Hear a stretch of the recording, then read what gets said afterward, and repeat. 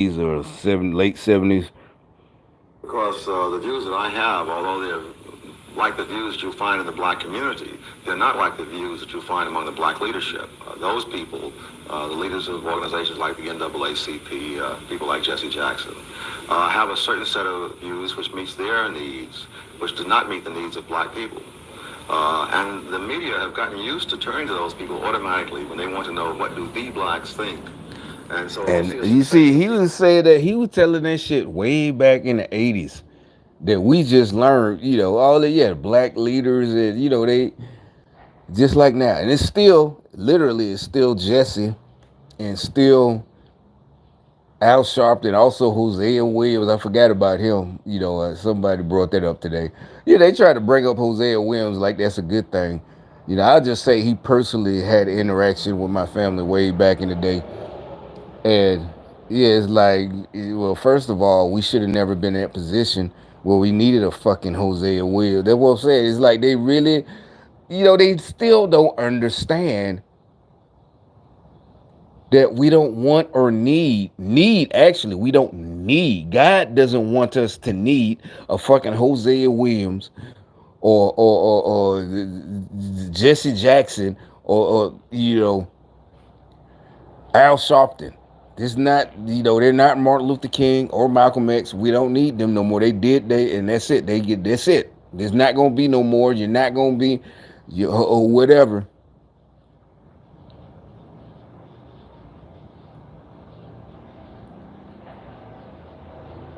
It's like they still don't, I think they know what they do. They still trying to convince me. Oh, he helped. Look. First of all, you shit. That's like somebody flattening your tire. Or Hosea Williams is like, well, whatever the situation, they got themselves. No. The whole thing is a setup for black people, all black Americans.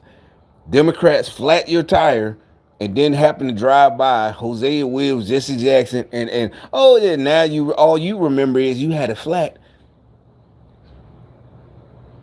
especially if you're a woman, and they came by and happened to save you. So you always think this is a good. No, they're a piece of shit and evil.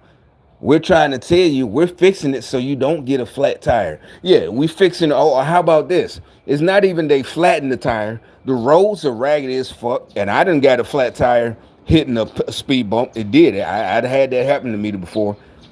I didn't hit a speed bump and flatten my tire. I mean, not a speed bump. A pothole. Not like New York potholes back in the 70s and 80s when I was a kid. But that's what I'm saying. That's the same thing. Instead of doing their job and being, get a good mayor and fixing everything like it's supposed, instead you want to have leaders that come and help you after, and like, yeah, this is messed up that the roads are fucked up and you got a flat tire, but we gonna send somebody to pat you on the back and help you instead of fixing the fucking road so you don't have to goddamn have a flat tire.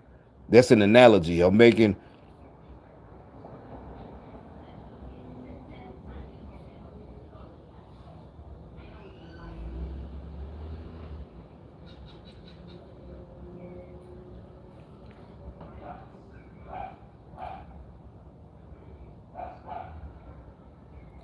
These folks, it's like you can't get. That's why I keep saying you can't get to them.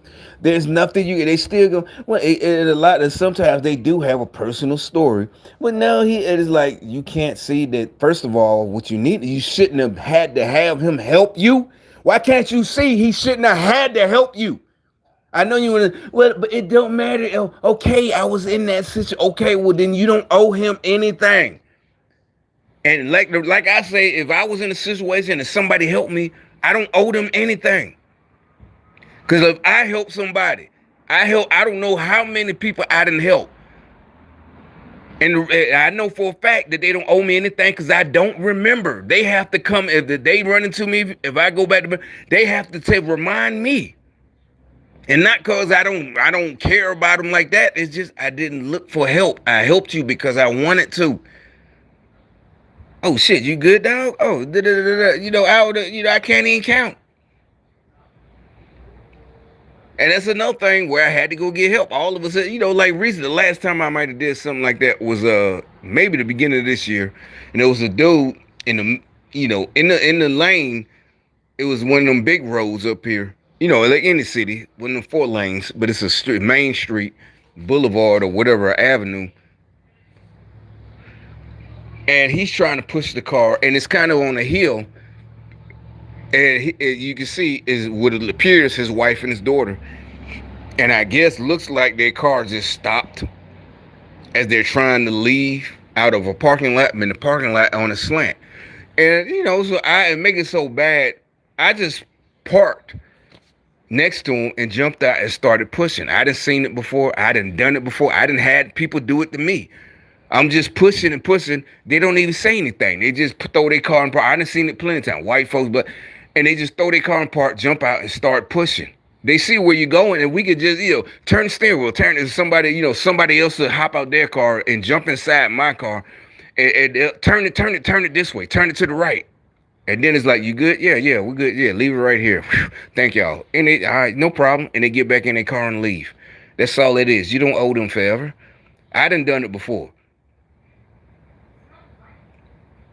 But see, what I'm talking about now, he looked at me like, what are you doing? I'm like, dude, I don't want your daughter or your wife or whatever. It's like they couldn't believe somebody. And this was, and I helped him, but then he actually left. That's the thing, because he was near a mechanic shop. He left me with him and his daughter.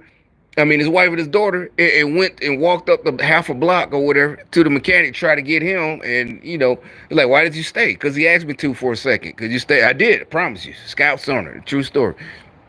I can even take you to where it happened. Obviously, they're not going to be there.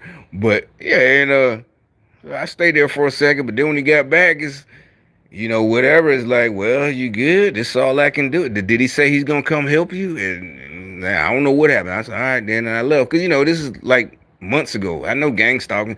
And I wasn't worried about a setup because it was like this time of day. It was like 5 o'clock or something, afternoon. And it's a busy, that's why I helped him. It's a busy ass street. And if his car would have rolled into the street, it would have been, blocked up traffic. The police would have came, all types of shit. And nobody else helped. That's why, like, back in the day, every nigga would have, it would been a bunch of niggas. Like, back when I'm from Birmingham, a bunch of niggas, it could have been a bad neighborhood, a bunch of niggas would have came through and helped. Everybody would have helped that nigga. Ain't no old, community and none of that. I guess gangster shit. Yeah, everybody would have helped that nigga. He looking at me like, what? But then, like I said, he fucking leaves. It's just me, him, his wife, and his daughter. His daughter was like 18, 19, whatever. I'm like, okay. He comes back. I said, well, is he coming? Is it a tow truck or what? Is he bringing, tools? And he's like, well, I don't know. I said, well, all right then. I ain't, he ain't say, I ain't want him to say thank you. I just, okay. I hopped in my car and left. Yeah, you good? Succession of people on television saying things just the opposite of what blacks believe, as shown by innumerable polls. For example, most blacks have voted for vouchers or been polled. They've said they like vouchers. They've said that they don't like having their kids bused. They say that they want tighter, stronger control of crime because they're among the chief victims of crime, particularly murder. And yet, you'll find that black civil rights leaders going in just the opposite direction. They want to loosen crime control. They want to make it harder to convict people, easier for people to get loose. And in doing that, they're really following the lead of the white liberals rather than the actual sentiment in the black community. What would Sterling Allen Brown want to say to Al Sharpton and the protesters in Ferguson today? I don't know. What would you say to them, to Al Sharpton and... Well, I'm sure it couldn't be repeated on television, but I would say nothing, actually. Why is that? I am sure that Jesse Jackson makes 10 times as much money a year as I do. And I don't think I should take on the project of convincing somebody to reduce his income by 90%. All right. Is Jesse Jackson good for African Americans or not? He's not. Good for himself. Good for himself. And that's true of most ethnic leaders in most groups, in most countries, in most periods of history. That what will serve his interest is to keep people paranoid, dependent upon him, dependent upon government. What will serve their interest is typically just the opposite. That's pretty interesting. So you're Is saying that the he, that's interesting. How is that fucking interesting? He don't understand, like, bitch, your life is in danger too. You think, oh, that's pretty ill, just the black folks, huh? He don't want to believe it. Like, hey, stupid motherfucker, if the communists take over, your life is, your family, your kids, your grandkids are in danger too, dumbass.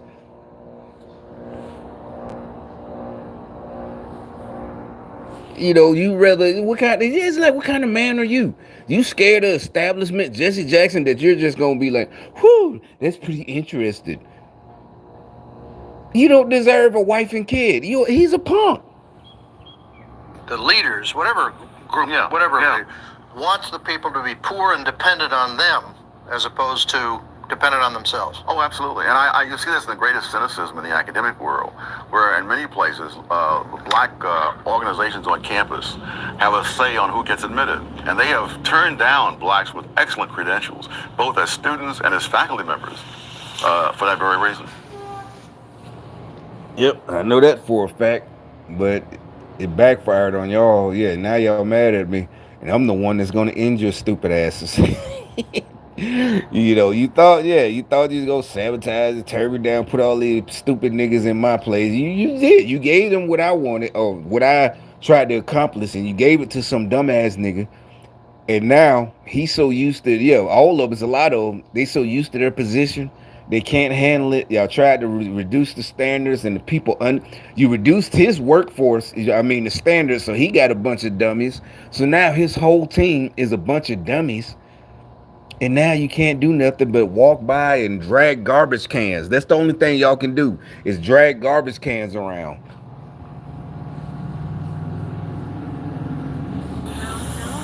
The Reagan administration inherited Blacks with excellent credentials, both as students and as faculty members, for that very reason.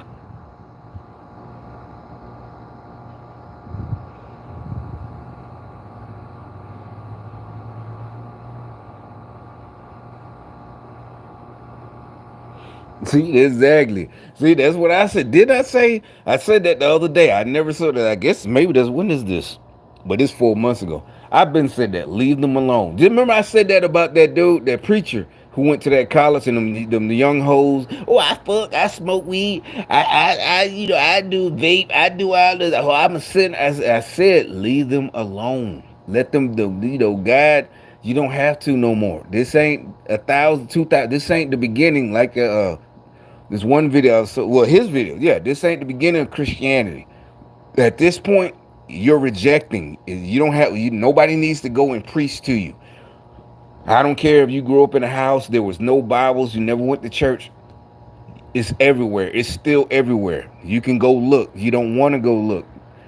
You know, there's no need. They doing it on purpose. Don't it? It's not even about fear. Oh, don't go put yourself in there. No, just live your life. You wasting your time.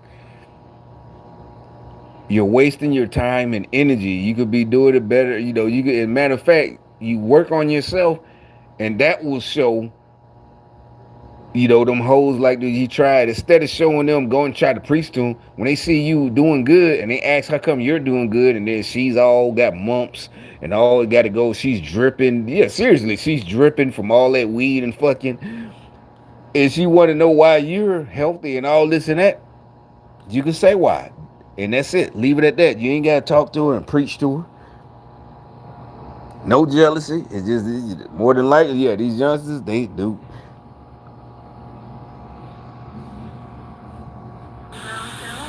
The Reagan administration inherited an economic nightmare.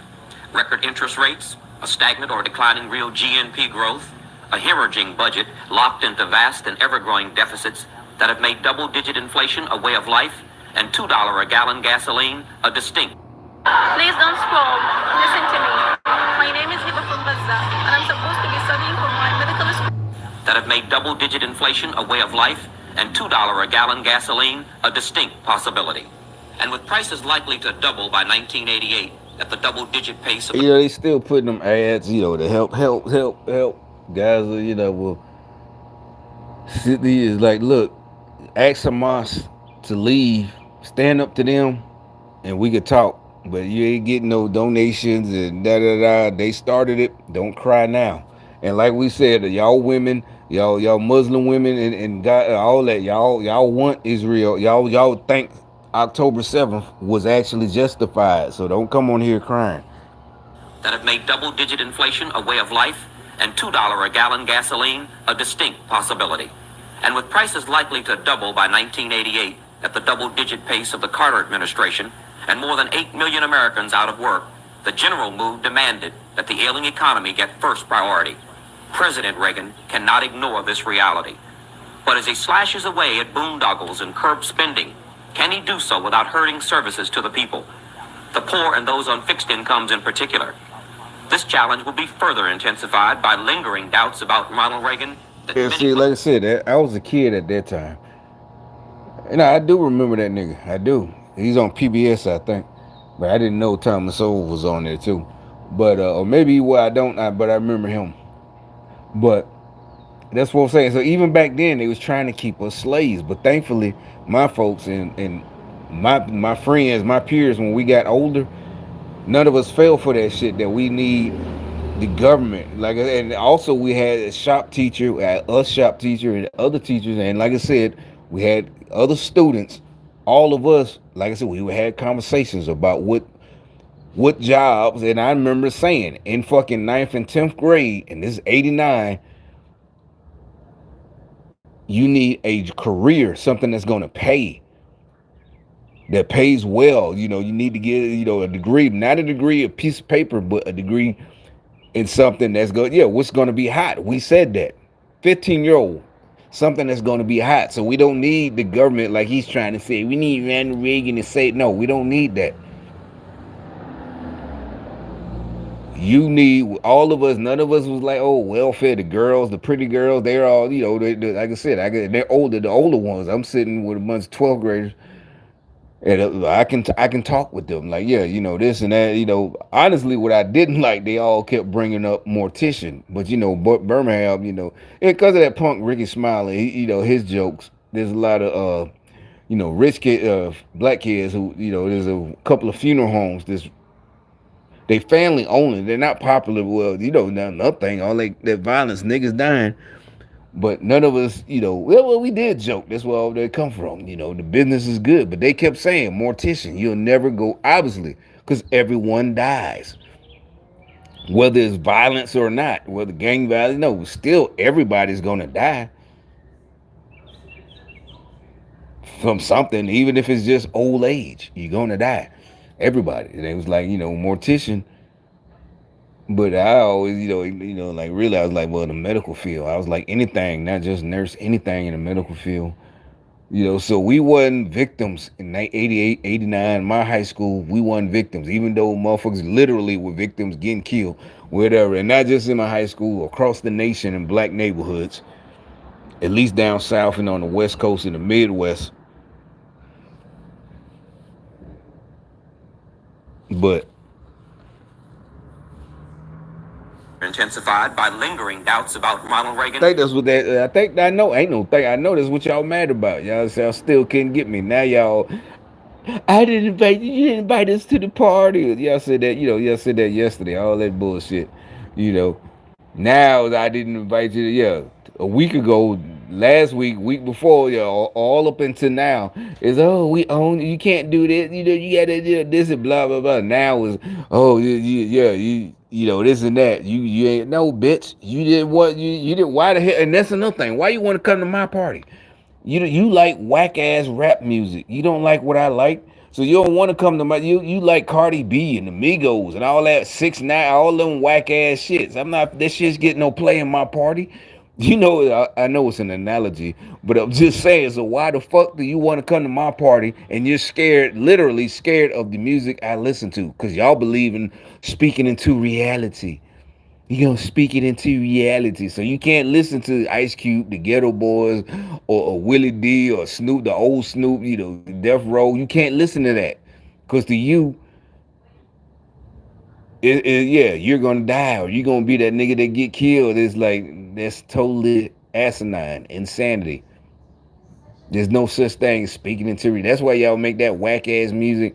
I got more money than you. You thought you spoke that into reality. No, you didn't. You sold your fucking soul, punk ass nigga, and sabotaged other people And that shit is finna come back and bite you in the ass real bad for selling people out, not for saying you got why. Nobody cares if you make a whack ass rap song talking about you got more money. That shit whack. The beat is whack. Your lyrics are whack. Nobody cares. No hate. That's not why it's coming to bite you in the ass. It's coming to bite you in the ass because you sabotage the whole back race so you can have a little bit of money, little punk ass bitch. Sell out, house nigga. Yeah, you're a fucking house nigga. But you tried to take you tried to take it to another level where at least back in the day, in real slavery days, the house nigga just stayed and he did sabotage a few and got them killed. But now you took it to another level, worldwide, not even nationwide, worldwide. House nigga shit. Jesse, Al Sharpton, Jose Will, all y'all house niggas. If he's still alive, Jose Wills, I forgot about that bitch ass nigga, but whatever. That many blacks inherited from the presidential campaign, in which Jimmy Carter and his black surrogates warned against putting a warmongering racist in the White House. Although Carter modified his initially harsh statements that Reagan would divide blacks from whites, Jews and Christians, and North and South, and disassociated himself from Andrew Young's charge that a Reagan victory would be interpreted as a signal to, quote, kill the damage was done. The fact is that President Reagan has inherited a nasty relationship with the nation's blacks. The result is a hair-trigger race psychology, poised to respond in unfavorable ways to the slightest hint of racist policies. This climate of what's now referred to black hysteria, the fact that the black community is just immobilized out of the fear that Ronald Reagan's administration is, quote, going to snatch the great gains of the 60s and set black people back. Do you share that point of view? I think that the people who are saying that may lose some of the gains that they See, he was always a real nigga. I mean, see, we didn't get to see this when this was originally aired back in the 80s. You see what I'm saying? He was always a real. This is an old video. This is old. You can clearly see because you see now he's old. He's like 80. Actually, he's about 90 or something. So this was back then, 40 years ago. So if he was 50, probably then he was 40 something. So he told the truth then, like he wasn't scared of him then, right? I think he's talking about back then he's talking about Jesse and them. All of them. Yeah, they gonna be mad. That's what in the hood, that's what we call a meal ticket. This is my meal ticket, Like Master P, time to get a meal ticket. Time to get a meal. Yeah, all of us are Jesse's meal ticket. And you saw at the beginning of this video, as an older man, he said, I don't think I should take on. He's not scared. He just said, I don't think I should take on to get the task of getting Jesse to reduce his income by 90%. He's just joking. He's just joking. Yeah, y'all can say, like, y'all, he throwing shade, all that whack ass. I never liked that. Seriously, I never liked them new words from the 2000s. Shade room and all that lame ass fake gangster shit. Throwing shade. Like, yeah, nigga, I'm talking shit. What you gonna do about it? That's not shade. Shade trying to say that you're jealous. Nah, nigga, I ain't jealous. I ain't throwing shade. I'm talking shit. You ain't gonna do shit about it. That means you're a punk bitch and you can't stop me from talking shit about you. And you keep talking. Exactly. You keep on. It's gonna be more than me just talking shit, nigga. Yeah, babe, get the fuck on, nigga. Bounce, nigga. Get the fuck, exactly. That's what happens. And you leave. But they try to hype your heads up because y'all protection gone. Now it's finna go back to the old days. Y'all finna see what's really up. Yeah, all y'all protection is gone. Federal grants that support their six-figure salaries. I find no hysteria in the black community about it. I told y'all, don't play. I did. I guess I'm a nice guy. Remember for the last guy, I said don't. I said don't. It's, you don't know what you're doing. You can't hang with me. You're not on my level. You really don't. They told you all these stupid ass fake rules. That's not gangster. That's not no. There rules. There's no fucking rules, nigga. You just said you just can't. I don't know. I'm not contradicting myself. Yeah, I did say there are rules to this shit, and one of the rules there are no fucking rules. They don't make no sense. You just don't understand. I think that the people who are saying that may lose some of the gains that they have made in terms of federal grants that support their six-figure salaries. I find no hysteria in the black community about it. I know of no reason for the hysteria. The man, after all, is not a newcomer to politics. He was governor for 8 years of one of the most multiracial, multi-ethnic states in the country. And if anything faintly resembling this had happened, he would never have been reelected. What is your reaction to what came to be known as black hysteria? Well, I think one thing, it's of course. Black hysteria. That's you know, but I need to start using that again because the black hysteria is back or it never. Well, I think it did. Well, I don't know. Somehow, like I said, people my age it used to, but somehow y'all got them back under the reins. Y'all did. Even my homeboys and homegirls or whatever, y'all got all of them back under the reins while I was in the army. And when I got back by 2000, 2001, they were back under y'all control. The black hysteria. The black community about it. I know of no reason for the hysteria. The man, after all, is not a newcomer. Climate of what's a hair trigger race psychology, poised to respond in unfavorable ways to the slightest hint of racist policies. Racist policy. That was way back when I was a little kid. Thankfully, my family ain't fall for that bullshit. So you see why I was blindsided by it. And you like, well, why would you be thankful that you was blindsided? Because yeah, I would have, think about how timid I would have been. I would have never went for everything. I went for everything. I went no problem. That's what y'all was mad about. I just went for it. Oh, okay, yeah. If somebody took, especially somebody, there's a lot of things nobody taught me. I taught myself. But especially if somebody's teaching me, oh yeah, I'm gone. Boom, you can't stop me. That's what y'all, da da da da. And then, I'm under the protection of the people that taught me. So there's nothing you can do. Y'all were mad. This climate of what's now referred to black hysteria, the fact that the black community is just immobilized out of a fear that Ronald Reagan's administration is, quote, going to snatch the great gains of the 60s and set black people back. Do you share that point of view? I think that the people who are saying that may lose some of the gains that they have made in terms of federal grants that support their six-figure salaries. I find no hysteria in the black community about it. I know of no reason for the hysteria. The man, after all, is not a newcomer to politics. He was governor for 8 years of one of the most multiracial, multi-ethnic states in the country. And if anything faintly resembling this had happened, he would never have been reelected. What is your reaction to what came to be known as black hysteria? Well, I think one thing, it's of course totally at odds with Ronald Reagan's record prior to becoming president. And I think now that he is president, already we have seen what his approach is, that he feels personally that he is president of all the people and that he is very responsive both to the needs. Now, see, I said that. I never seen this to the day. I saw this. I didn't watch it all. This is the first time I'm watching it.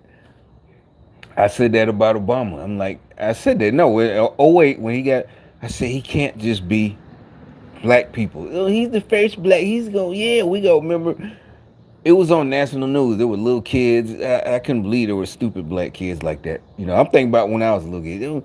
Yeah, you can't tell me what the, no, it was on the news. There were black kids who got in trouble with their teachers. That's why it made national news. I remember. But you can't tell me what to do no more because Obama's president. What? What type of stupid ass niggas, And that was in '08. So these kids who said that, them motherfuckers are in their, 20s, late 20s, mid. Yeah, these the motherfuckers riding around and all that shit, I told, that's what I'm saying, that's why I'm kind of. And my homeboys, I knew not to say them too much, because at this point I had been in the hospital, da da da. And the only niggas I could hang with, really, my friends, my high school buddies, all of them had good jobs and careers, and I wasn't jealous. I just was like, okay, whatever. I'm gonna do what I do. Y'all took it. I lost. At that point, I'm like, I lost everything. Da da da. And so I can hang. The only ones I can hang with was the niggas, whatever. So I'm hanging with them. But anyway, we're in the house, and it's like, yeah, I'm like, he can't be. But I knew not to, you know, talk down. Not because I was worried about, this, but whatever. I ain't had to. No, what I'm saying is, I said he can't be. I said he has to be everybody's president. I said that. Wait. I tried to explain to them, and I couldn't understand why they couldn't. I'm like, even them. The ones never had a job. Yeah, that's what they never. I ain't dogging them out nothing like that. Look, these guys. Like I said, technically, they was the only ones there for me when all the Democrats, basically the Democrats left us, left me, left them, and I was there. They were there. So, but I'm trying to say he can't be just the black folks president. But my Democrat niggas, them niggas, my Democrat homies, them niggas, they thought he's gonna be the black. Well, obviously they did, because they're not on the plantation. These niggas, like I said, these niggas are operatives. Technically they more than likely got rank in that shit. In Birmingham, they are high ranking Democrat communists for a fact. Remember I said I'm some got to find a way to try to say them, deprogram them, but. So it wasn't that I had to explain. No, I didn't. They didn't even, wasn't even coming around no more. Or if I came around, it'd be some bullshit. But now all of a sudden, but so these niggas though, at least I say them at that time, and they know it. Yeah, president of all the people, and that he is very responsive both to the needs and the concerns of black people along with others. I guess what does disturb me, not from the standpoint of this administration as much as from society in general, is that I think there are those people who are fomenting black hysteria in order to preserve their own positions in their communities and their own positions of so-called. see, even Edward Meese, whatever. He's spitting the truth. This is way back then, but black people definitely wouldn't have listened to him in the '80s. Nobody wanted to hear it. They just tried, and they're going, "Oh, you don't know nothing, cracker. Shut up, cracker." No, no. Literally, he's trying to tell them. They just trying to preserve. And they were like, well, what are y'all gonna do for us? How come the white and literally you notice white folks don't have a Jesse Jackson? You're like, they don't need one. Exactly, we don't need one either. Like he just explained, they're just trying to preserve their own position. If they're think about it, if your car ain't broke, do you need a mechanic? So if the neighborhood ain't broke, you don't need Jesse Jackson or Al Sharpton or any or the young community activists. The community is broke. This, like I said, you go to a mechanic. Obviously, you're gonna have to go to a. But you know how everybody, even a youngster, knows that there are mechanics that sabotage it. They're all of them, whatever, and keep your car broke. So you got to keep coming back. That's an analogy even you can understand. You don't have to understand politics. That's what I'm telling you. That's what we're trying to tell you. It's that simple. They keep everything broke. Now, all the deeper stuff, we keep telling. We're not asking you just trust us. We show you that we know what I'm talking about. I show you. I know it. And all you can do is get mad. And now all you can do, like yesterday, is say, you didn't invite us. You're selfish. When I've been showing you to listen to me. And I said, I do it for, remember I made jokes, I don't know how many times. I said I could literally charge y'all $100 an hour for what I do for free. And y'all still come at me. I'm giving you information that motherfuckers could charge $100. I could fill up a hotel and charge $100 a pop. And I do it for free. And you still mad at me and coming at me. I mean, but the only reason you don't try to hurt me because you're scared. Because you know better. But you still try to make me feel bad. So which is worse? And no, it don't work. It's just annoying.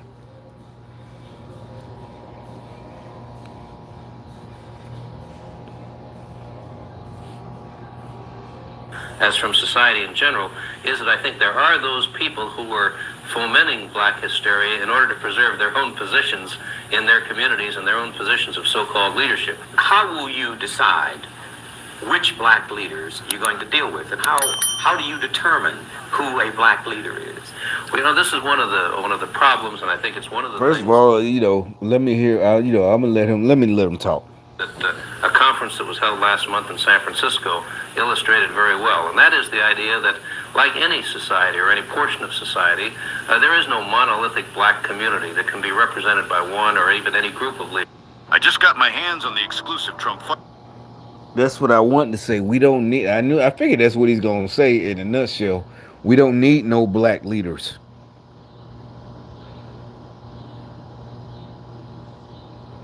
Black hysteria in order to preserve their own positions in their community. Black leader is. Well, this is one of the problems, and I think it's one of the things that a conference that was held last month in San Francisco illustrated very well, and that is the idea that, like any society or any portion of society, there is no monolithic black community that can be represented by one or even any group of leaders. We're talking about Ronald Reagan really talking to black people. Leaders in the black community, certainly, but no one of them or even any group of them being able to speak for black people as a whole. And I think that's one of the things he recognizes very clearly. See, he knew it. There's no fucking black leaders. All these leaders. What type of? I ain't even talking to the women.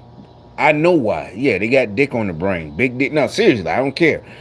I don't care who it is. Yeah, like they said, I hate to bring it up. Malcolm, I don't know about but MLK. Exactly. Yeah, think about it. He's a leader. He's young, handsome, especially nowadays. He works out. There's no hate. They don't want a leader. That he might as well be an R&B singer or a rapper. Okay, I get that, but for the men to go along with it, why are you going along with it? You got favorite rap? Yeah, because they gave me something for my money. They gave it, and like I said, some of them gave me, something for my money 30 years ago, and I still can listen to it. And I paid that $8 in 1989 or 34 years ago, and I can still listen to it. I didn't need them to be a leader, but they gave me, like I said, it's like people who work out. This is my motivate workout music or whatever. So yeah, they was worth. They're worth my, what is it called, admiration or whatever. But not as a leader. If they want to, they got to prove that they're a good leader. Not because you're a good rapper or a singer or entertainer or actor. You got to, do what Ronald Reagan did. You got to actually say and do for sound policies. Make comment like he said, like he's saying. So Ronald Reagan back then knew that black people, we don't need no fucking. He was saying it back then. You don't need no fucking leader. And like, what type of man you want a fucking leader in your community? You got to go bow down to the basically. That's what you're doing in front of your wife and kids. That nigga fucking your wife. And that's what, something is wrong with y'all. Then y'all want to walk around here holding hands and try to, I don't know what y'all trying to do, what is that? Y'all showing unity or something? I don't know what the fuck, or black love. Today in the store, yeah, they want all this shit. What the fuck are you doing, nigga? If you're doing all this because you want, I'm in the way, I guess, of you having a black leader. Somebody, y'all must have a nigga, and that's what I'm saying. And to the women, y'all walking with this nigga, he's gay, because he's fighting for some kind of leader to be in charge of him. He ain't no man. He wants somebody in charge of the community that he got to defer to and ask, his permission for you, you the wife. Hey, baby, can we get this and that? Can we get new drapes? Can we? Yeah, seriously, something as simple as curtains. He got to. Why would he have? Because that's what y'all want. That's communism. He got to go act because it costs money. It costs money, so he got to go ask the community leader because you want new curtains.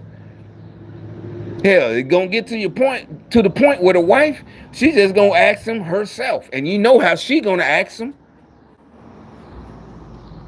The next thing you know, hey baby, I thought we couldn't. The community leader said we couldn't have curtains. Well, I asked him, and he said it's okay. You sure? Yeah, just like that. Because when I asked him, he said it wasn't in the budget for the community. Well, he said we can, he said, well, we're a good family. Yeah, exactly. You know what it is, nigga. Up there, see. Because right now, the major problems of this country, the economy and energy particularly, impact poor people of all races, whether they be black or white, much more than they do the rest of us. Although Ed Meese, formerly Reagan's campaign chief, will have the cabinet-level status of counselor to the president, he is the closest person to President Reagan, helping to set the tone and priorities of the administration. During the transition period, he was, in effect, Reagan's public substitute, when, as the joke goes, the 6 most repeated words in Washington were, "I just talked with Ed Meese."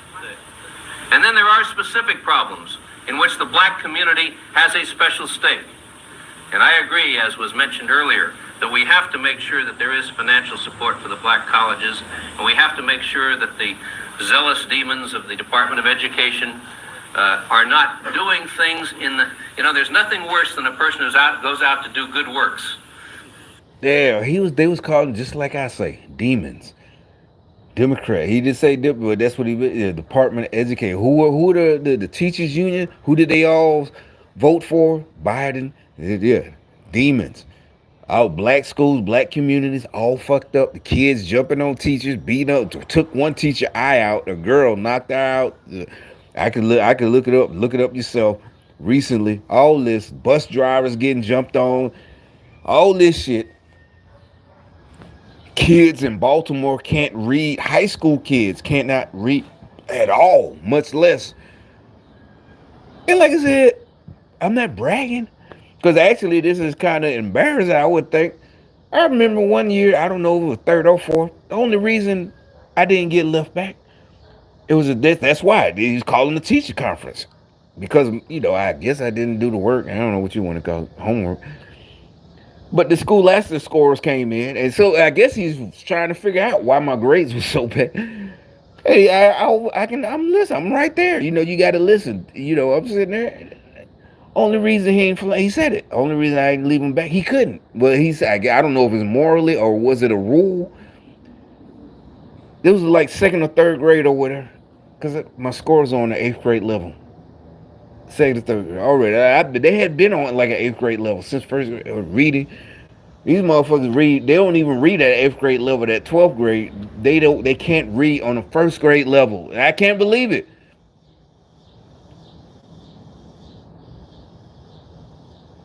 It was a black neighborhood. I went to black. This was in New York, Queens, but my school wasn't black. I will take that back. Like I said, my friends, Bosnia, India, uh, all types of, Dominican. I had all types of friends, Puerto Rican.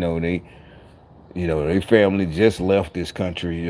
Puerto Rico is, American territory, but still, I had all types. So it wasn't Africans. There was Africans too. Africans. Yeah, I had a friend. He was African.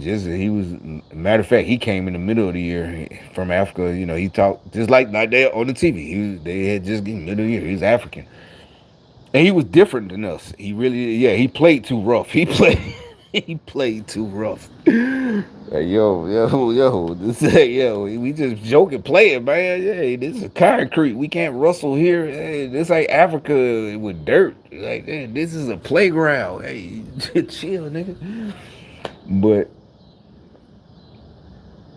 I don't know what country in Africa. I don't remember. We didn't ask all that. I don't. But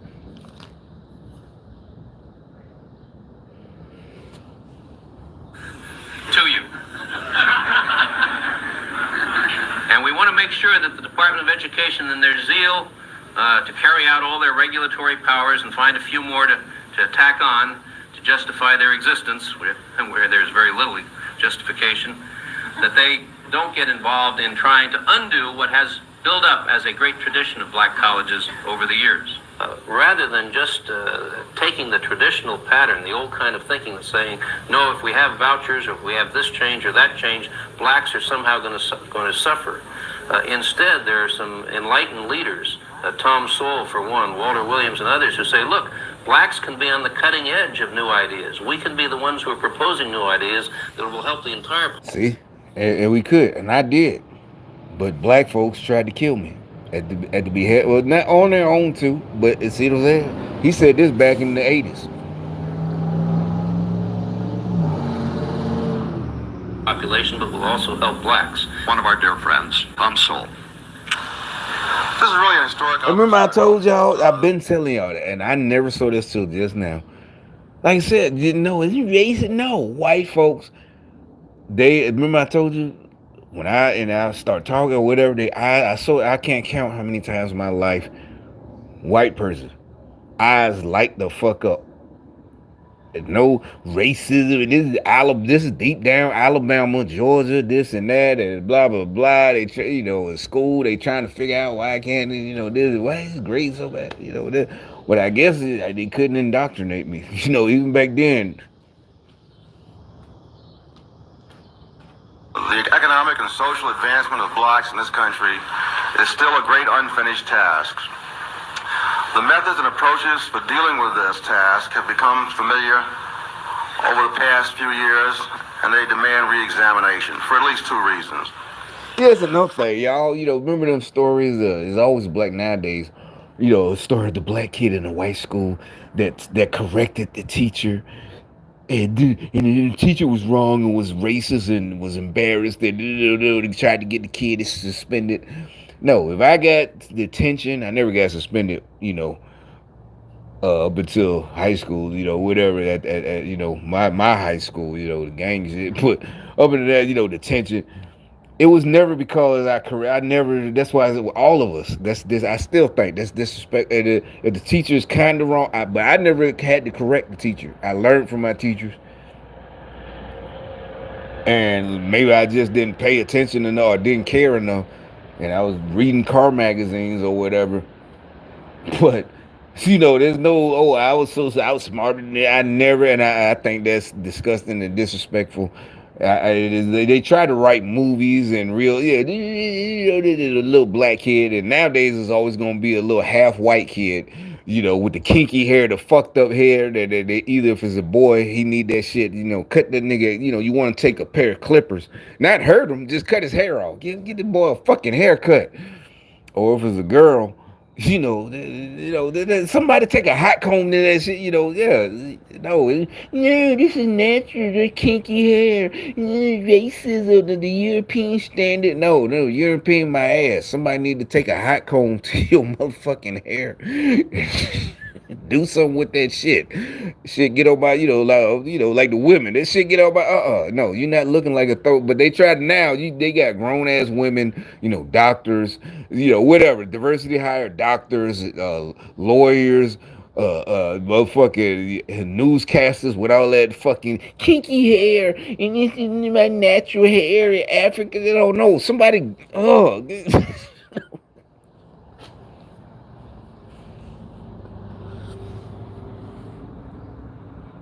First is the effectiveness of these approaches has been ever more seriously questioned in recent years. There's growing factual evidence of counterproductive results from noble intentions. Some of that factual evidence will be presented here tomorrow. In addition, numerous political trends in recent years indicate declining voter and taxpayer support for these approaches, to which some of the older and more conventional black spokesmen, in quotes, remain committed. The events of November 4th were only the most dramatic example of this. They were not the only example. What are some of the pluses and minuses of our present situation? On the plus side, a dramatic economic rise of blacks during the 1960s, but which is slowed, in some cases stopped, in the 1970s. Many social problems are worsening.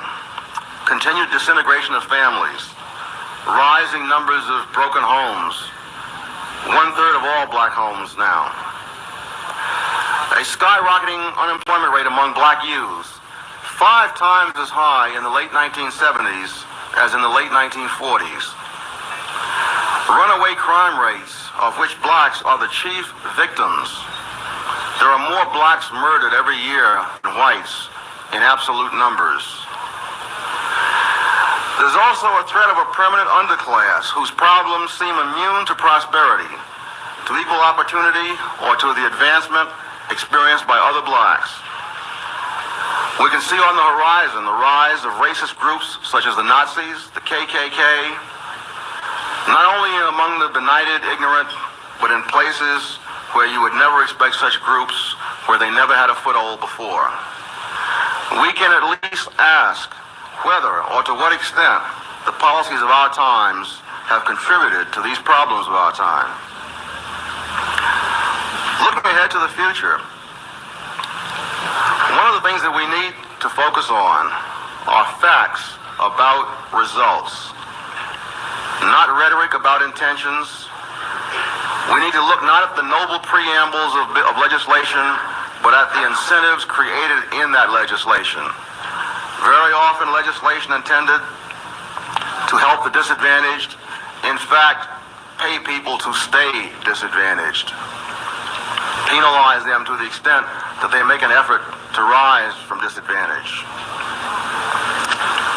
One of the problems in dealing with the politics of poverty and the programs for the disadvantaged in general, and blacks in particular, is that vast empires can be built on these programs. That these programs definitely prevent poverty among bureaucrats, economists, statisticians, and many others. I think that what this betrays is a sense, a sort of proprietary conception of blacks, somewhat at variance with the spirit of the 13th Amendment. I think that if insofar as we're going to enlist the intelligence, the desires, and the commitments of blacks themselves, we have to do so by offering more choice in more areas, to let them decide what is best. Why are doctors secretly using this weird lamp to relieve sneezing, itchiness, congestion, and all kinds of allergies? Choice in more areas, to let them decide what is best for themselves, and not to turn that job over to academics and government officials. Thank you.